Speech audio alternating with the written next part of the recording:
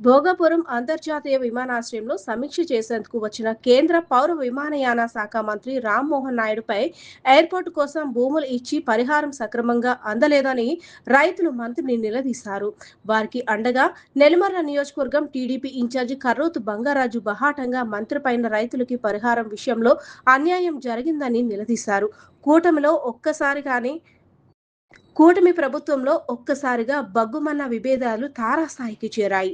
TDP incharge అలానే రైతులు కూడా విమానాశ్రయంలో లీజుకి తిరిగే వాహనాలు వైఎస్ఆర్సీపీకి చెందినవే కావడంతో ఒక్కసారి టీడీపీ ఇన్ఛార్జ్ అందరి ముందు మంత్రిపై కోపం, ఆగ్రహం ప్రదర్శించారు.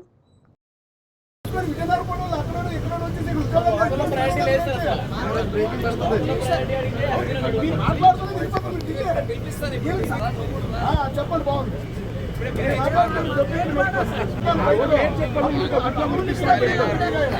ఎంపీ గారు కూడా ఇదే అడిగారు.